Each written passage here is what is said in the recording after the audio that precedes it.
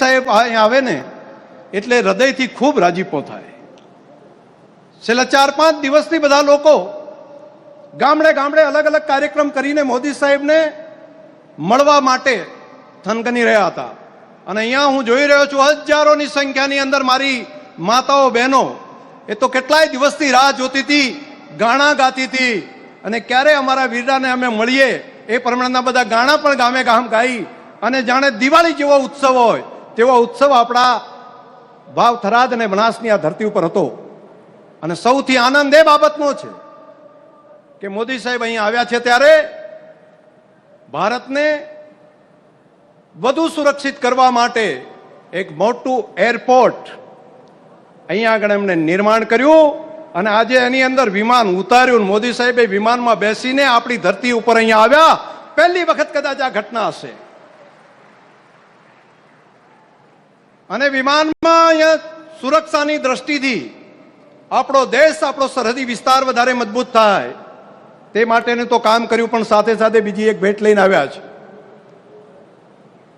કે અહીં આગળ આપણા વિસ્તારની અંદર આપણા બાજુના જ ગામની અંદર આ નાણીની બાજુમાં જ સાપરા ગામ છે, ત્યાં આગળ સિવિલ આપણા એવિએશનનું માટેનું ટર્મિનલ બનાવવાની મંજૂરી પણ રાજ્ય સરકારને સૂચના આપી છે.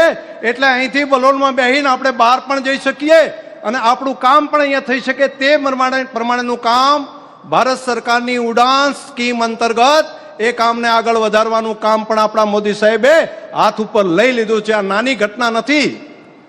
અહીંના ખેડૂતોનો તૈયાર થયેલો માલ આખો જિલ્લો ઓર્ગેનિક આપણે બનાવવા જઈ રહ્યા છીએ. પ્રાકૃતિક ખેતી કરવાનો આપણે સંકલ્પ કર્યો છે.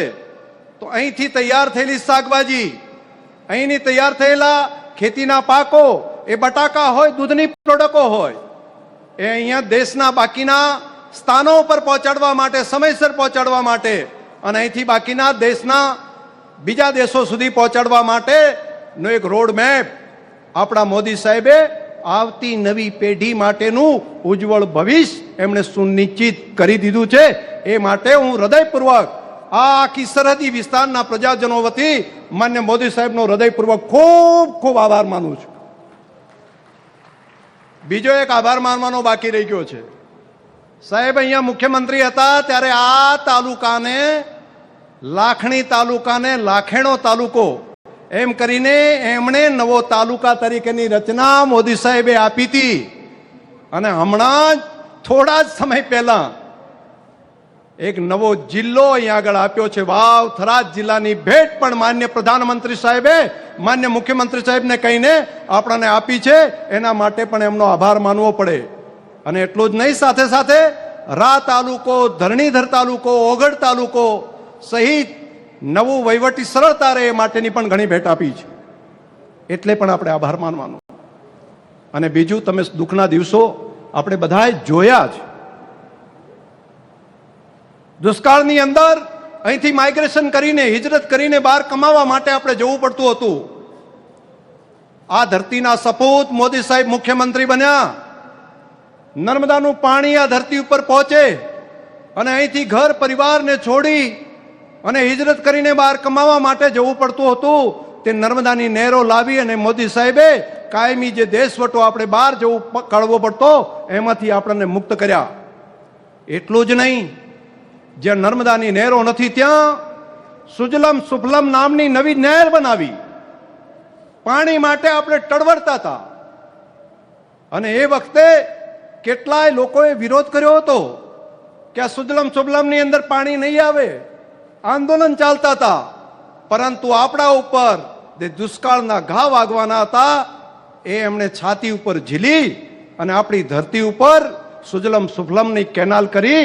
અને સુજલમ સુફલમ કેનાલના કારણે આ વિસ્તારની ધરતીનું પાણી બિલકુલ નીચે જતું રહ્યું હતું, એને ફરી પાછું ઉપર લાવવાનું કર્યું. અને બધાની હાજરીમાં આજે મારે કહેવું છે કે સાહેબ, અહીંયા પાણી માટે, પીવાના પાણી માટે વલખા હતા. આજે ઉનાળાની અંદર પણ આ સુજલમ સુફલમ કેનાલની અંદર પાણી સાહેબ ભરાયું છે. એ આપની આ મહેનત, દિગ્દ્રષ્ટિના કારણે થયું છે. અને આ વાત સાથે સંમત હોય તો 2 હાથ ઊંચા કરીને તાલી પાડો, નહીતર કહેશે કે શંકરભાઈ એકલા બોલે છે. ચાલુ રાખો તાલી બધા. આ એટલા માટે બસ આ એટલા માટે હું કહું છું કે એટલું જ નહીં, તે પછી 5,000 કરોડ રૂપિયાના ખર્ચે આખા બનાસકાંઠા, પાટણ અને વાવથરા જિલ્લાના ગામોમાં જે નર્મદાનું પાણી ના પહોંચ્યું હોય તે ગામો સુધી પાઇપલાઇનથી તળાવ, આપણું રણ, આપણું સોયગામ, એને બોર્ડર ટુરિઝમ તરીકે ડેવલપ કરવાનું કામ આપણા મોદી સાહેબે કર્યું. અને આજે દેશભરની અંદરથી ને બહારથી પણ ટુરિસ્ટો આવી અને આપણી બોર્ડર જોઈ રહ્યા છે. અહીંયા રોજગારીની તકો આદરણીય મોદી સાહેબે આપણા માટે અહીંયા આગળ ઊભી કરાવી. શિક્ષણનું પ્રમાણ સાવ ઓછું હતું અને એ વખતે ગામડે ગામડે ફરીને આંગળી પકડીને આપણી દીકરીઓ ભણે એ માટેનું કામ ધોમ ધકતા તડકાની અંદર પણ ત્યાં જઈને એમણે કરાવરાયું.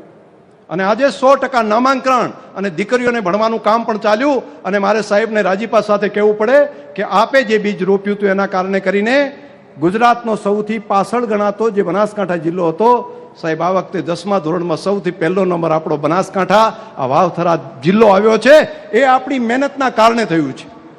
સાહેબ દરેક કામની અંદર આજે સૌથી વધારે ડોક્ટરો તૈયાર કરવાનું કામ એ આ બનાસકાંઠા જિલ્લાની અંદર થઈ રહ્યું છે. સાહેબ એ તે વખતે આપણે આંગળી પકડીને દીકરા દીકરીઓને જે સ્કૂલે મૂક્યા હતા તેના કારણે થયું છે. એટલા માટે સાહેબ અમારે તમારો આભાર માનવો જ પડે. મારી તમને આ વાત કહેવા બેસું ને તો હજુ તો ઘણો બહુ સમય જાય, પરંતુ મારે આપ સૌને વિનંતી કરવી છે કે મોદી સાહેબને કોઈ, ઘણા કહે છે મોદી સાહેબ ક્યાં રહે છે, તો મોદી સાહેબ દિલ્હીમાં નહીં, અહીંયા બેઠેલા લોકોના દિલમાં રહે છે, બધાના હૃદયની અંદર છે, એક એક વ્યક્તિના દિલમાં રહે છે. અને જો આ વાત મારી સાથે જો તમે સંમત હોય તો આ મીડિયાની હાજરીમાં, આટલા બધા લોકોની હાજરીમાં તમે કેટલો મોદી સાહેબને પ્રેમ કરો છો. એમને કોઈ નાનકડી એક કાંકરી એમના ઉપર પડે છે તો એ કાંકરી એમને નથી વાગતી, કરોડો કરોડો દેશવાસીઓના હૃદયની અંદર ચૂંટે છે, અહીંયા આગળ આપણને વાગે છે. એ ભાવ જો તમને લાગતો હોય કે આપણા મોદી સાહેબ એક તપસ્વી તરીકે, એક તપસ્વીની જેમ રાત દિવસ પ્રજા કલ્યાણનું કામ, મારો દેશ આગળ વધે, મારા દેશના ગરીબ લોકો માટે હું સેવા કરું, ખેડૂતો માટે સેવા કરું, ગામડા માટે સેવા કરું, એ સંકલ્પ સાથે જો કામ કરતા હોય તો મારી તમને પ્રાર્થના છે, અહીંયા બેઠેલા ત્યાં બેઠા બધાને એક વખત પોતાના સ્થાન ઉપર ઊભા થઈને 2 હાથ ઊંચા કરીને તાળી પાડો. બધા જો તમે પ્રેમ કરતા હોય તો માતાઓ બહેનો સહિત પોતાના સ્થાન ઉપર ઊભા થઈને 2 હાથ ઊંચા કરીને ચાલુ રાખો તાળી. મીડિયાના મિત્રો પર ફેરવે કે દેશની અંદર દેશના લોકો આપણા મોદી સાહેબ માટે કેટલો પ્રેમ કરે છે, હજુ ચાલુ રાખો સાહેબ. આ પ્રેમ અને લાગણી, આ આપણા પ્રત્યેનો પ્રેમ ને લાગણી આ સરહદી વિસ્તારને નહીં, પૂરા દેશના લોકોને છે. આપનો ખૂબ ખૂબ આભાર. આપણે આપણા મોદી સાહેબને ફરી સાંભળવા છે એટલે આપણે પોતાના સ્થાન ઉપર શાંતિથી બેસી જઈએ, પોતાના સ્થાન ઉપર ફરી પાછા બેસી જઈએ. સાહેબ આપણે સાંભળવા માટે કેટલા આતુર છે, નહીતર ચાલુ સભામાં ઊભા થાય ને તો બીજી સભા બીજી વખત ના ચાલુ થાય. પરંતુ સાહેબ આ આપના પ્રત્યેનો પ્રેમ છે. પુનઃ મોદી સાહેબને આપ સૌ વતી આવકારું છું. આપ સૌનો હૃદયથી ખૂબ ખૂબ આભાર. માનનીય અધ્યક્ષશ્રી, આપનો પણ ઉત્સાહસભર સંબોધન માટે અમે આભાર વ્યક્ત કરીએ છીએ. જેમના કુશળ માર્ગદર્શન હેઠળ ગુજરાતની વિકાસ યાત્રા અવિરત અને અવિરામ આગળ વધી રહી છે, જેમના મૃદુ સ્વભાવ અને મક્કમ નિર્ણયોએ સુશાસનને નવી વ્યાખ્યા આપી છે, એવા ગુજરાતના લોકપ્રિય મુખ્યમંત્રી માનનીય શ્રી ભૂપેન્દ્રભાઈ પટેલ સાહેબને આદરપૂર્વક તાળીઓના નાદ સાથે આવકારીએ તેઓના સંબોધન માટે.